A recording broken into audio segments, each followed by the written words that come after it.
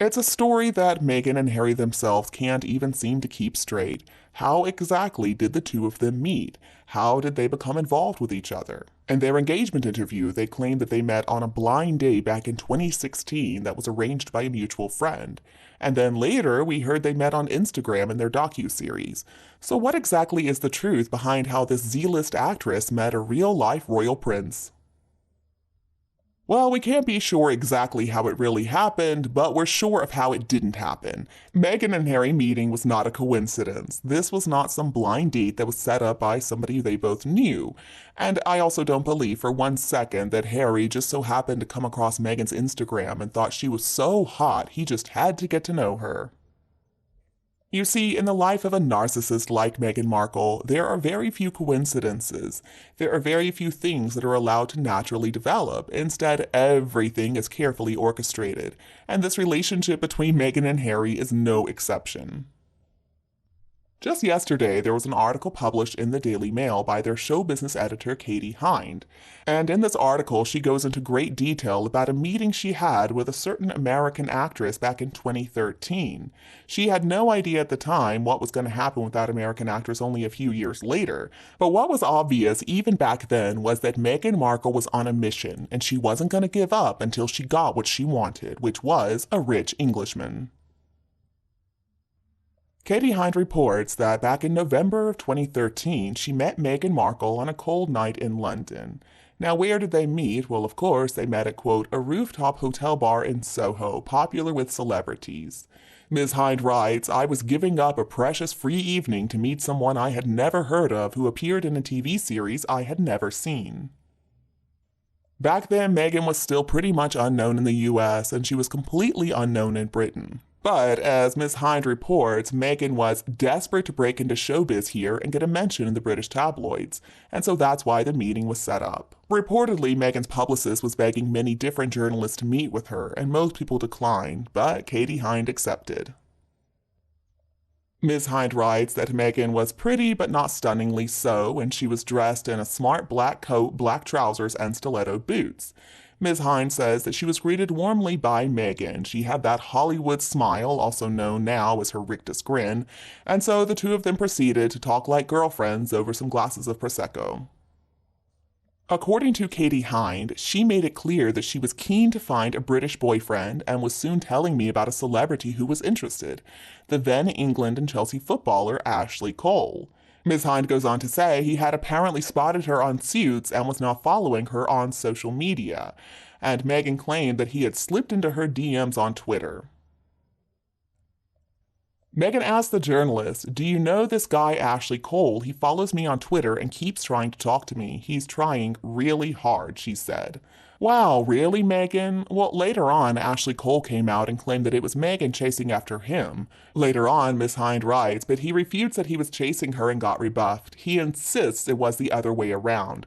Whether or not he is doing that to save face, who knows? Well, I think I know who I'm inclined to believe. And guess what? It's not that hypocritical lying duchess.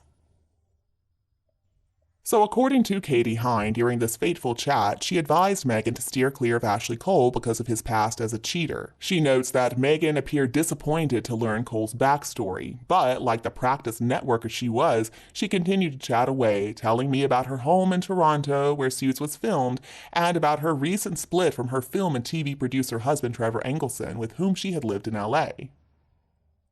Oh, Trevor.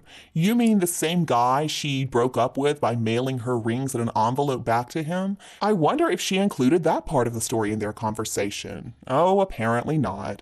Because then Katie goes on to write, Meghan didn't seem too upset about the breakup with Engelson, and was very matter-of-fact about it despite how recently it had happened. She said the relationship had run its course but didn't go into any more detail. It had run its course, she said. All right, well, let's translate that from narcissist speak. What Meghan really meant was that she had used him up. She had already taken everything she could possibly get from him, so it was time for him to be thrown away. And that was why she was in London. She was on the hunt. She needed a new victim. But not just any victim, because you see, at that time, Meghan saw the end of her career was in sight. Yeah, sure, she was still on that cable TV series, but her character was soon going to be written off the show. So she needed to act, and she needed to act fast, because she was also getting pretty old by Hollywood standards. At 32, she was getting a little old for the yachts, and so that's why she decided to head to England. She thought she might fare better there. She could flash that Hollywood grin and find her a wealthy Englishman to give her the fame and fortune she had failed to obtain on her own. And even back then, Meghan knew how to work the media. Ms. Hind wrote, "There were no boundaries, and she worked hard for those few column inches." See, even back then, Meghan knew how important it was for her to try to play the media to get some publicity, because she knew she couldn't get it otherwise. Meghan has never had the talent or the looks to really be a star, so what she has to settle for is being tabloid fodder, and that's okay with her. As long as she gets attention, she doesn't really care where it comes from. And one thing that really stands out to me about this article is that this meeting took place in 2013. So what that tells us is that Meghan was committed to this grift for a full 3 years before she finally landed Harry. According to Katie Hind, Meghan's publicist spent weeks touting Meghan around the Capitol, and she says the charm offensive continued. Quote, "She began a fledgling friendship with Piers Morgan, although he was quickly dropped when she met Harry, and attended a number of red carpet events." And it was at one of those red carpet events that, quote, "she reportedly asked former WAG and TV personality Lizzie Cundy, 'Do you know any famous guys? I'm single and I really love Englishmen.'" Desperate? Yes. Shameless? Absolutely. But that's Meghan for you. See, grifting is not new to her. In fact, grifting is the only thing Meghan really understands. It's how she has gotten to where she is in life. You see, Meghan believes that she is entitled to whatever she wants in life, and when she can't get it on her own merit or talent, she just resorts to grifting because that is what her mama taught her to do. In this article, Katie Hind speculates about what would have happened if she didn't warn Meghan not to get involved with Ashley Cole. Would Meghan have ended up with the footballer? Would Harry still be working for the royal family, still close to his brother and father? Well, possibly the answer to both of those questions is yes. Now, would Ashley Cole's life be better? Absolutely not. Would Harry's life be better, though, if Meghan had never entered it? I do believe so. And look, I know that Harry has said that he had a problem with his family before he met Meghan. I know he has said that he wasn't happy as a working royal even before Meghan entered his life. But just look at the facts. Look at everything that has happened since she slithered into the picture. I mean, nobody can claim that Harry's life is better today than it was before he met Meghan. Another thing this article really made me realize is that even as a grifter, Meghan Markle isn't very good.